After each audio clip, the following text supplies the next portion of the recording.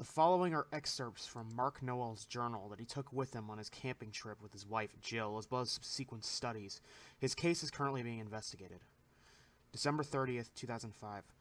Jill and I set up camp near the base of the Snake River today. We really lucked out, seeing as it's usually too windy or has too high a blizzard warning around this time of year.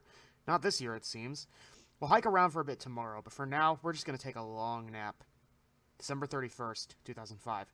Today was a beautiful day. Not a cloud in the sky, and the sunset over the Tetons was lovely. Didn't get much sleep last night, though. Some deer had gotten into something outside our tent last night, and its crumpling kept me up for a bit. It would have been okay if I didn't have to see a silhouette the whole night, though. Although, I thought deer hibernated this time of year. I can never get hibernation patterns right, even with my degree, so I guess I'll just ask Jill. January 2nd, 2006. Lovely hike today. Went to the elk reserve and I was able to determine that deer don't even hibernate. I guess that solves that problem. However, it does not solve the problem of the deer getting into our food and destroying our tents. We're staying at a Best Western tonight, deciding it would be best to try and set up camp again once we're well rested. January 3rd, 2006.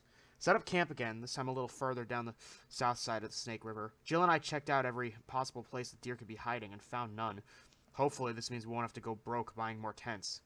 January 5th, 2006.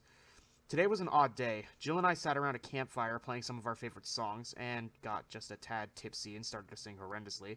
This went on for an hour until we heard a huge crash behind us. As we turn around, instantly sobered by this enormous noise, we see there's this giant hole in the ice cover of the Snake River. We stumbled and rushed over to see if we could see what fell in, but it was too dark to tell. Whatever fell in didn't make any effort to get back up, so we decided it would be worthless to just try and save it. January 6th, 2006. I woke up this morning, Jill not by my side. She left a note saying she was going for a walk at about 8 a.m. and would be back by 10. It's 1 p.m. right now, and I have no way of contacting her. Damn her and her all-natural camping motif. She would have camped out the night our tent was destroyed if I hadn't forced her to check into the hotel with me. I'm going out looking for her. After this entry, Mr. Nowell divided the page in half horizontally with a single line made in pencil. The following text supposedly was written on January 6th as well. It's 7 p.m. as I'm writing this. I'm waiting in the Jackson Hole Sheriff's Department, waiting for word on how the search for Jill is going. They're saying she might have gotten attacked by some animal if she was walking out this whole time, but she's smart enough to stay away from wild animals. Although, as much as I want to believe she's okay, my gut knows she's probably passed out somewhere, dying in the cold. The damn police won't find her in time. They never do. Fuck them. I'm going out to find her. January 7th, 2006. Just around midnight. I don't even know what I saw. I do feel like this will be one of the last things I write down, so I will try to describe the event I witnessed in hopes that anyone who finds my body knows what happened. I went on the trail I thought Jill would have started on. I walked along it for about 2 hours until I found her corpse. Blood spattered against the trees. Limbs quite crudely chewed off from her body. Disgusting sight. I felt my stomach turning. I threw up right there on the spot.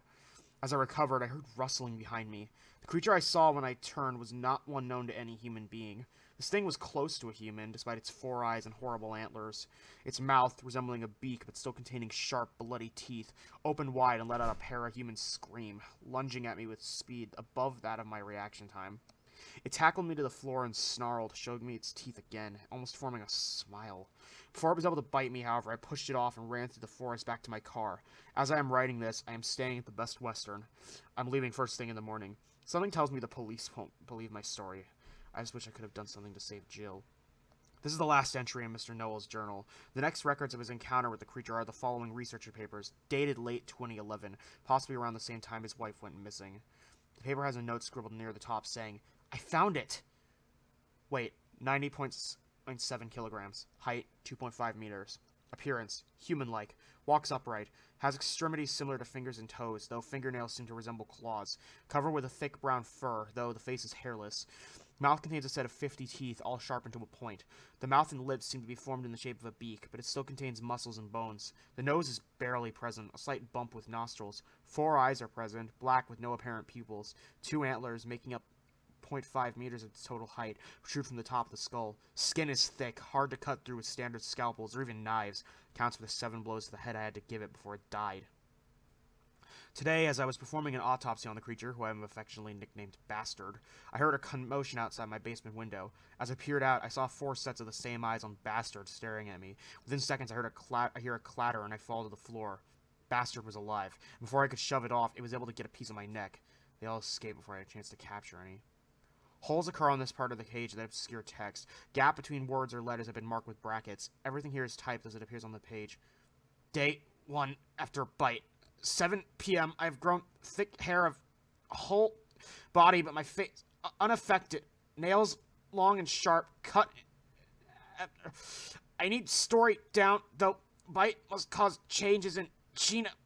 Sight unaffected. Day 2, 1 a.m. Antlers grew. Painful. Great screams. Beautiful. I need to join. Family needs me. Family. Join.